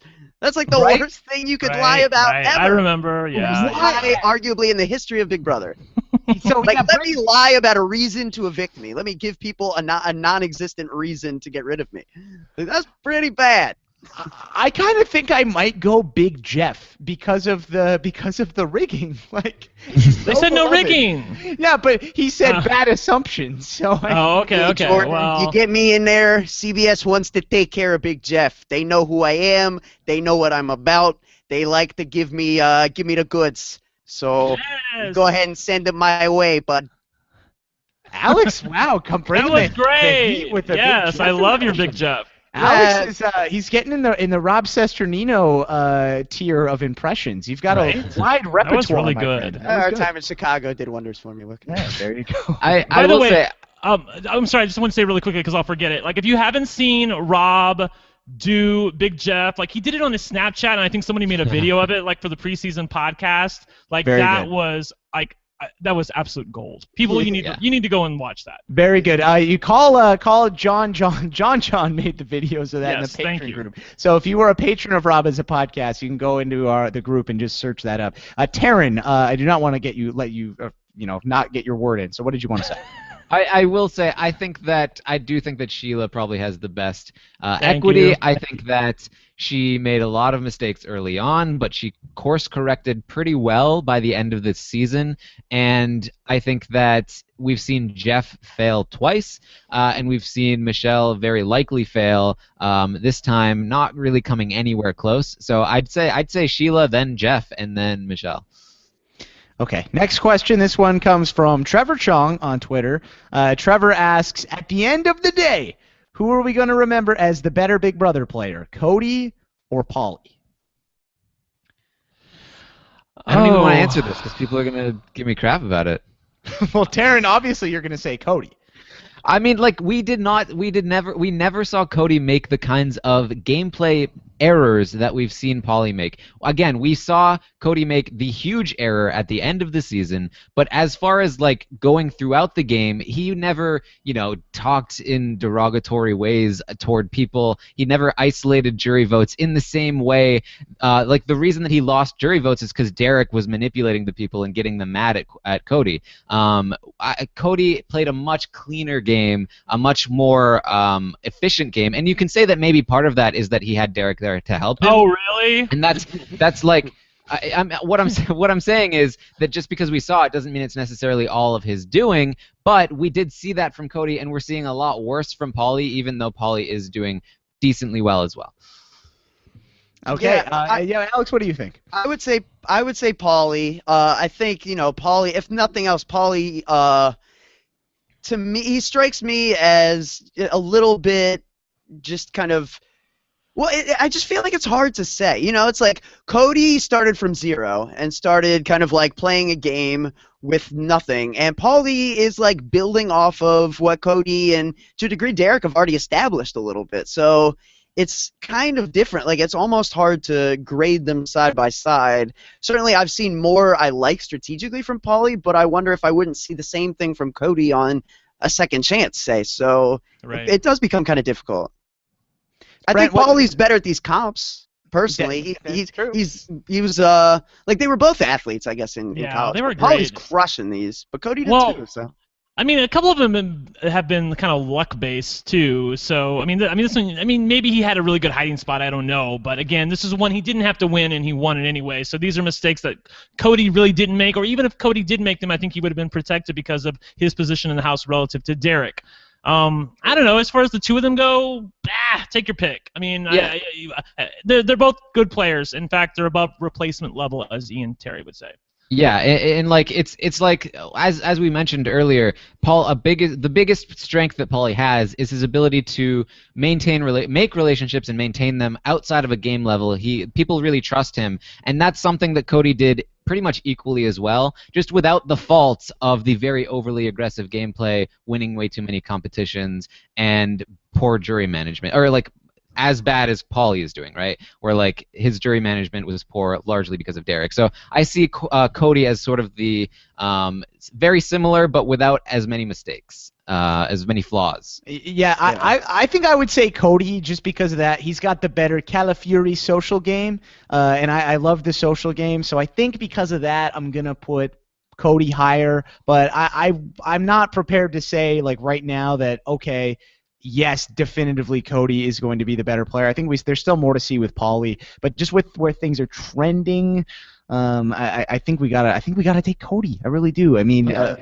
Eric Cobrin reminded me that Paulie did kind of put himself on the block, and Cody didn't really do that. So yeah, that is a big point. Yeah, and week one, what Paulie did, like a green go up, like I don't think Cody would have done that stuff. I don't. Cody think was too in good with everyone for that to happen. Yeah, he didn't have to. He never had to face these choices exactly. So I don't know what his game would be like on a neutral level.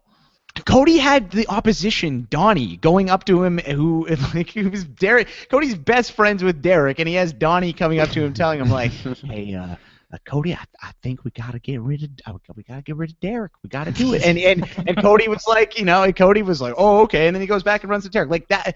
We don't see that with Paulie. We don't see Big Meech going to Paul saying, "Hey, we gotta." No, like that's not happening. So anyway, okay, next question. This one is from.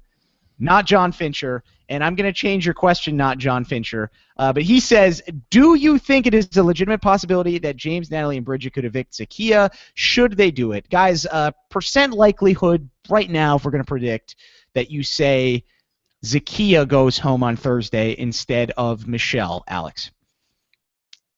22. 22. Okay, That's Taryn? actually what I... Oh, sorry. Brent, you would have said 22? Well, I was gonna say 20%, but I'm looking for this thing eventually comes down to the fact that are they willing to make a move that Paulie inherently disagrees with? Like if Paulie says, this is what needs to happen, and they go against him, and then after what happened at the veto ceremony, we didn't see it, but we've heard about it, how Michelle was effectively calling him out. Are they willing to stick their necks out for him? for Michelle in order to go after Paulie. I think the chances of that are relatively low, although I would like to see them do it in answer to the second part of the question, because two reasons. One, it would be exciting for us and I think better for their game. Two, it would be great because we'd get Zakiya out of the house, and she's totally worthless. I'm sorry. I can't believe how earlier this season we were talking about Zakiya and how much of a breath of fresh air she was, and how it was great that she knows the game, and she's a beautiful girl, and she's well-spoken, and it just went all down the shitter. Like, she's totally terrible at this game, and she lets Paulie walk all over her. He lies to her face, and she still goes running back to him. I'm so disappointed with her. Sorry. Yeah, as it happens, it seems knowledge is not necessarily power. Who knew? Thank you. Right? He's telling her to her face, I'm lying to you, and she still is attached to him. God. Taryn, do you think they should make this move, or do you think they should just chill with where things are at based on, or after the whole speech situation with Big Meech today? So I think that as far as like percent chance, I think it's probably like 10 to 15%. I don't think it's super likely. If it does happen, though, I think it's probably coming from Natalie. I think that it's Natalie convincing James to flip back over and to take the shot, even though nobody else is on board. I think it's Natalie reeling Bridget in to make sure that they have that extra vote, and then using that power to make this move. And for Natalie, I think it's probably a pretty good move. I think that nobody's going to really see it as coming from Natalie. They're going to see it as coming from James. James is going to take all the heat. I think it's terrible for James. As I mentioned, he missed his window. And so if this happens now, it's terrible for James. However, for Natalie, I think it's probably pretty good. Okay, next question. This one is from Matt Forsyth. He asks, maybe I should save this for the evolution of Big Brother, but why are showmances not targeted as much as they once were? Interesting question. We got a lot of showmances in the house this season. I'm just going off the top of my head. Nobody that's actually been in a showmance has gone home yet, correct, Alex? No.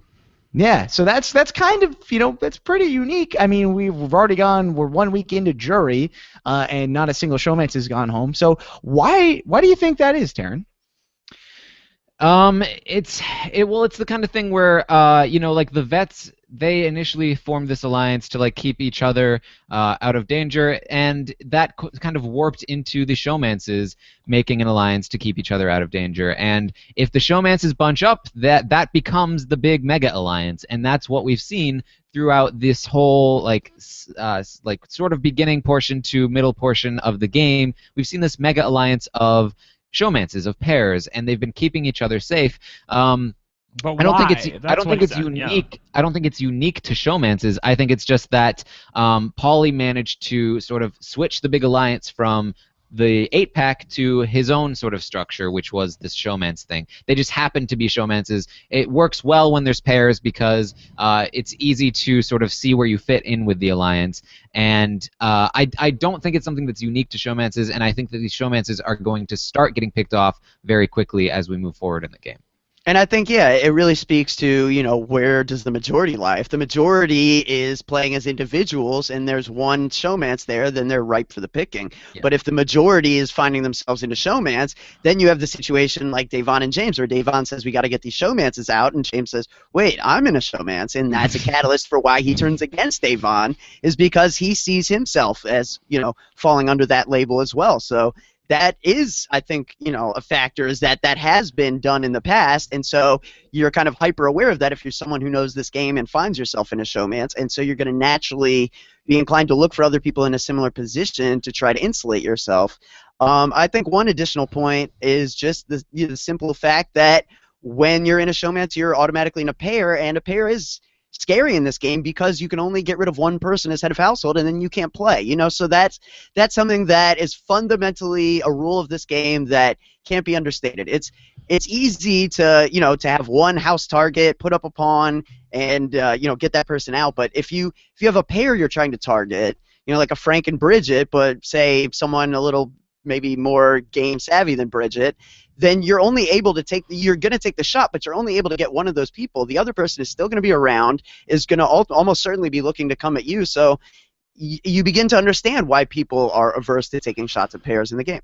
I will say that to me this has become like the new 8-pack, and like Taryn said, but it's also interesting to realize that, like people were talking about the 8-pack, and then they were like, they didn't want to target each other within the 8-pack. They wanted to keep targeting, the other side of the house, quote unquote. And they didn't want to do so because they were like, once you pull one of those threads out, then, it's open season and you can do whatever you want going forward. I think that works the same way with these showmances, of which there are many this season, because if you go after a showmance, then all of a sudden it's okay to go after them. You know what I mean? Like right now, no one has gone after the showmances. They're all effectively working together, but they all realize if they start to pull the thread out, then the quilt's going to unravel. Come twice in one podcast, a quilt comes up in our podcast. So it's interesting that I've never seen a season where this many showmances have survived this long in the game. I don't think there's been a season where there's been this many showmances, period. Like where you can actually say these people are together and it's not some, Cody and Christine kind of thing where it's like a flirtmance or something, That is actually a really good point. I mean, let's think about it, right? We've got, I guess if we're gonna say Zaki and Polly are a showmance. Oh yeah. I mean, if they're not, together, I guess like mentally are on the same page, they are physically at least. Corey and Nicole. We have James and Natalie. That's 3 right there. Currently half the house. Yeah. More than half. Yeah, I mean, we had season 13, but that's kind of cheating because people came in engaged. So. There was a handful in your season, Jordan. That is true. There were oh geez, there were a lot that season. That's true. Yeah, at least 3 counting you and Sydney. Like I long for the days of Big Brother Canada 4 and freaking Levita putting the showmance on the block right at the beginning because she's so threatened by them, And I know she didn't put both of them up. I know. But like she targeted Kelsey specifically because she was in a showmance and she was threatened by her position in the house. Like, oh my God, I would love to have that girl back. Give me some Levita, please. Right, and then the last, I was just going to say, I think the last factor that can't be understated, but is the one that's going to be most commonly overlooked, is that you can't expect people to do typical Big Brother moves when they don't watch Big Brother.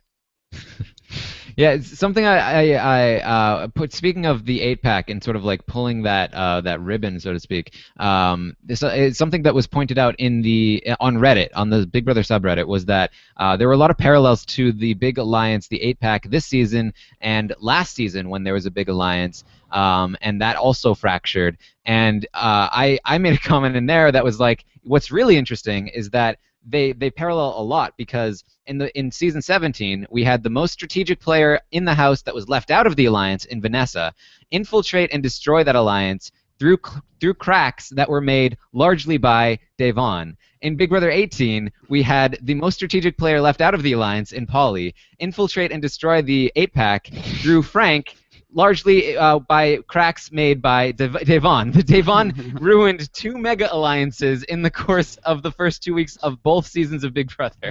Very true. Wow, well done, Reddit. Well done. I wanted to bring up really quickly, Alex bringing this up made me think about this.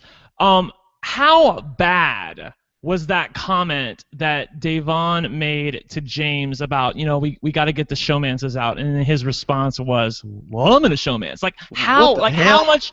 That was the one where he took that and he went right to Polly and told everybody everything about what she's talking about getting out the showmances. So I mean, like I feel like I know she made many mistakes, but if she could have that one comment back from her boy James, who I don't even think she realizes totally betrayed her. Like, I think she might still be in the game, but maybe you guys disagree with me. No, yeah, that was the comment he kept going back to when he felt bad for her being on the block. He was like, but there's nothing I can do because she's coming after the showmances. God, Devon, what were you thinking?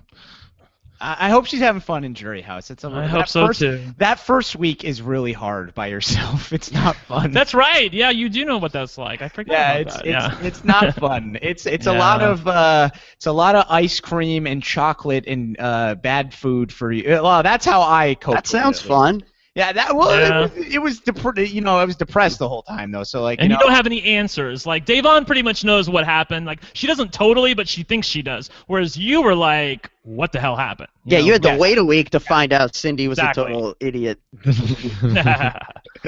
Oh yes, total idiot indeed. Okay, let's take this final question from GH.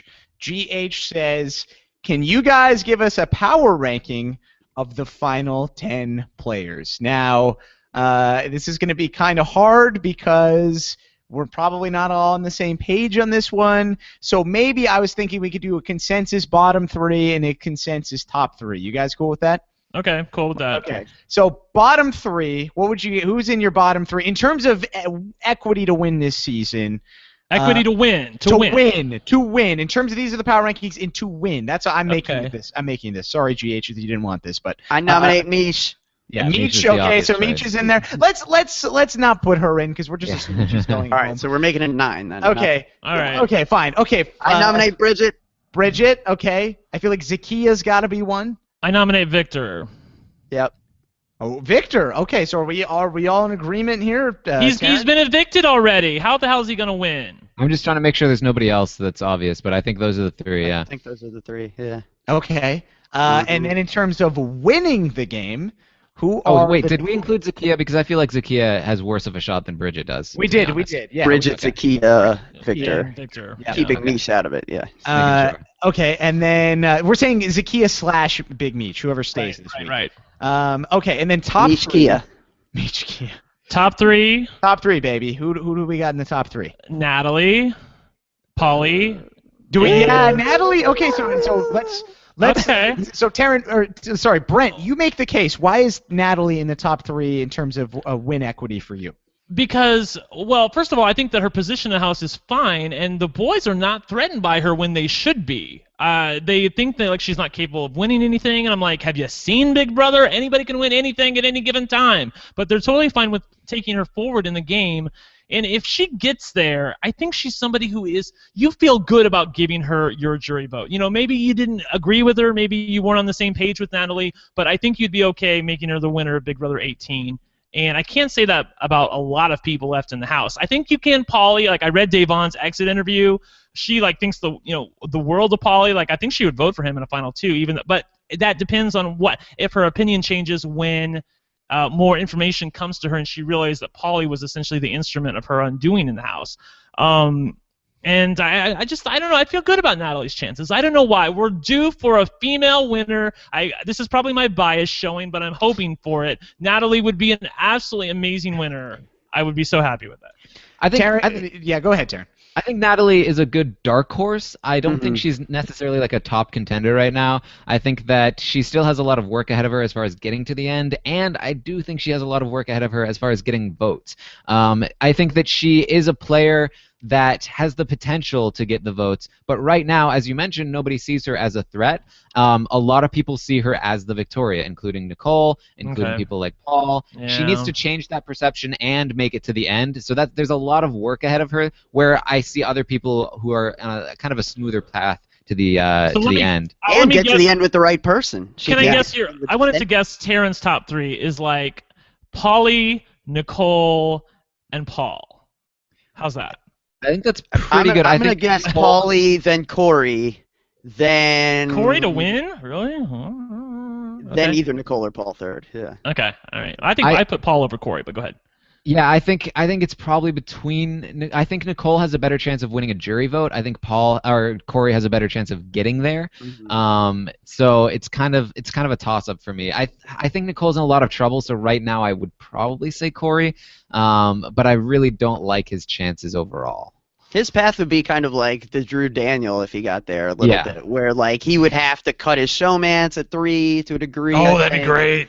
So, oh my! That would redeem his whole season. It would redeem the whole season if he did that, and Nicole was left crying in 3rd place. Oh, that's a very real possibility. Super real. Yeah. I can really definitely see that happening. So you guys could see Corey cutting Nicole for your boy Paul. Absolutely, and then 10 years from now, we'll find some more stuff out about Corey.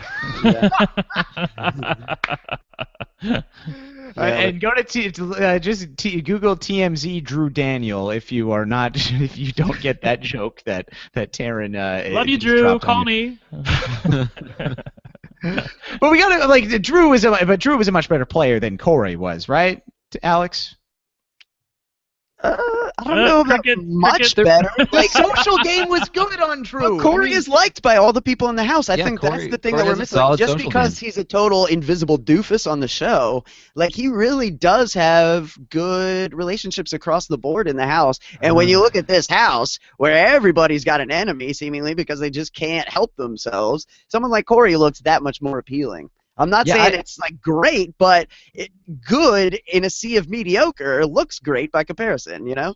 Yeah, I've thought of the Drew comparison before. I really think that that is probably the closest comparison to any previous player. I think that they're very similar, both in like demeanor. Like Drew was very just kind of like a dull, super blah. Yeah, like it was very similar. Like willing to be somewhat cutthroat, willing to bro down with the guys, but also then work with like a showman's partner and like do whatever it takes, but also just be very like blasé throughout the entire thing. So like I really see them being pretty similar.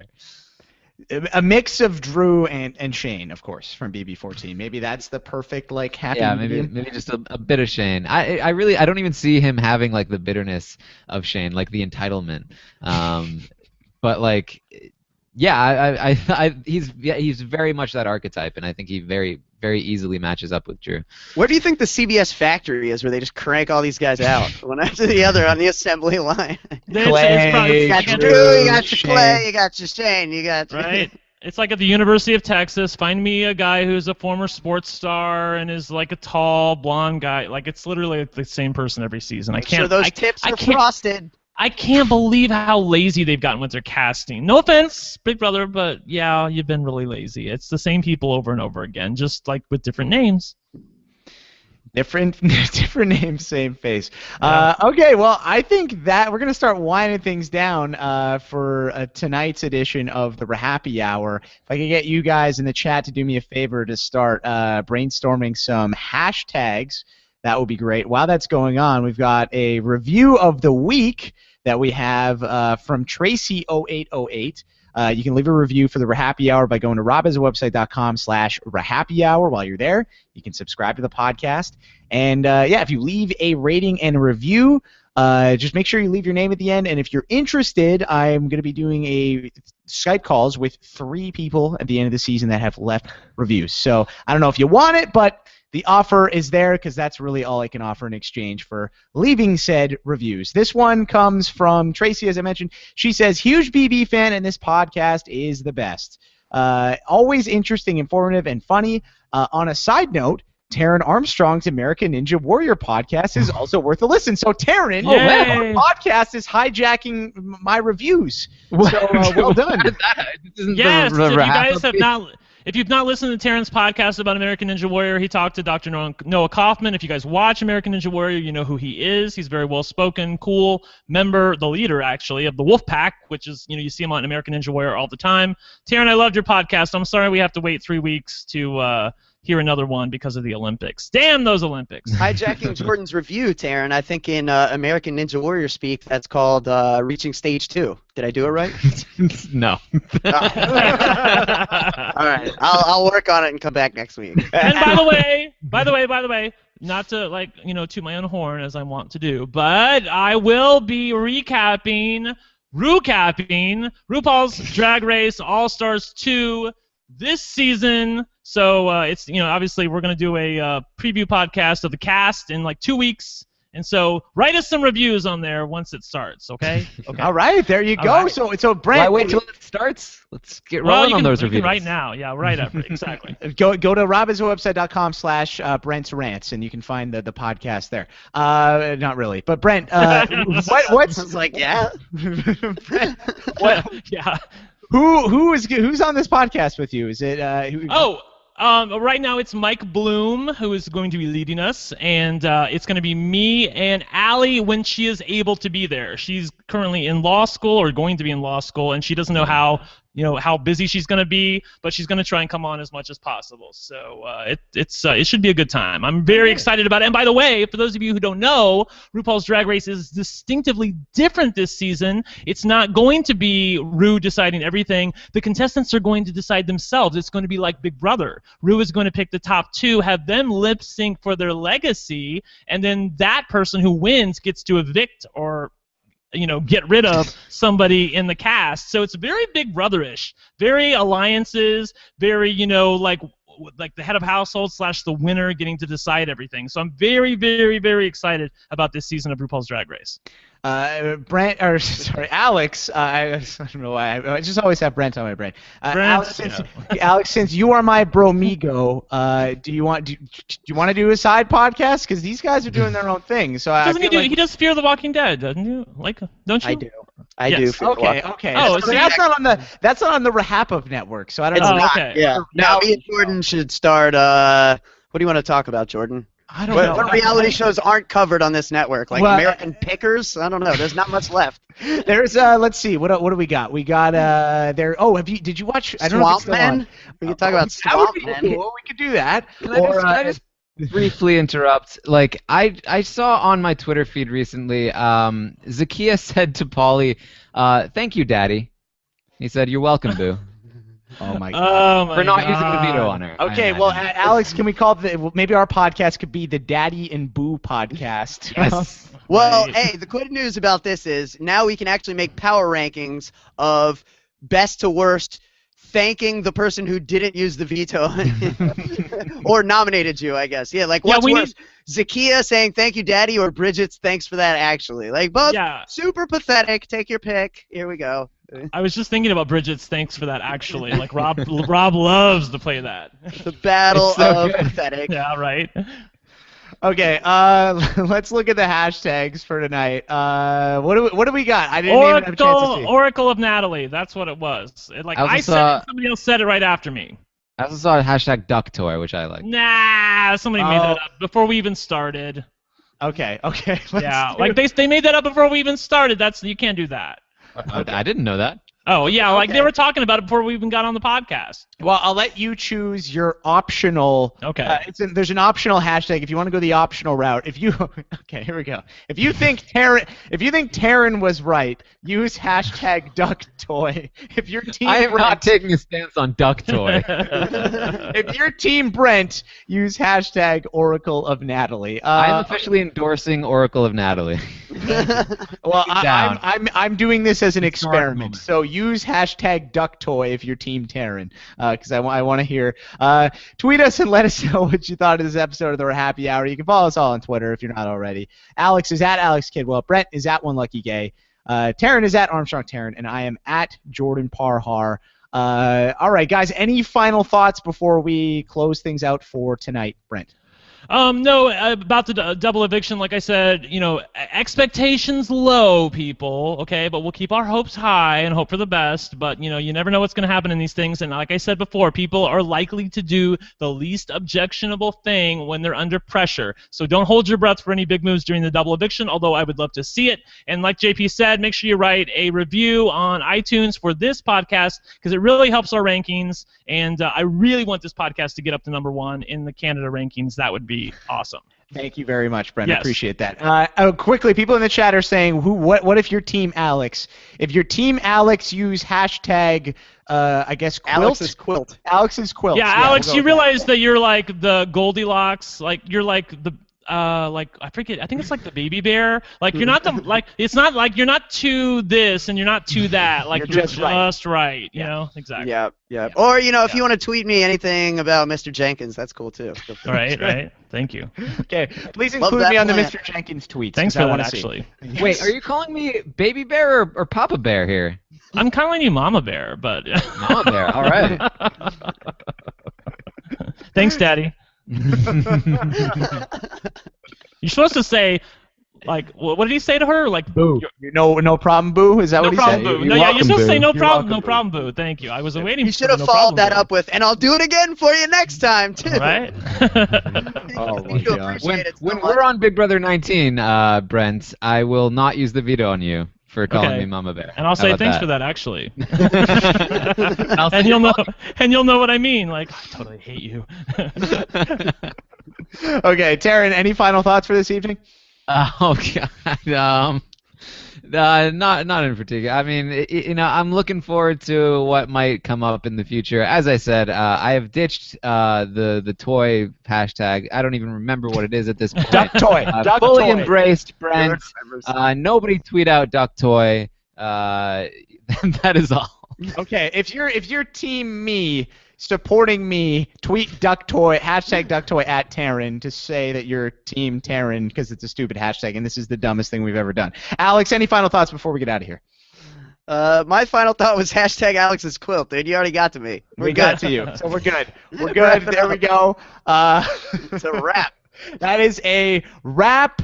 Thank you so much for joining us tonight, guys. Really appreciate it. We'll be back next week on the RHAPpy Hour, and I should be able to. I'll be on time next week. I won't be working next Monday beforehand, so hopefully, we'll have some more time, and I'll have some more time to get these questions organized, so Brent doesn't leave me dumbfounded halfway through the podcast when he asks me about NGC.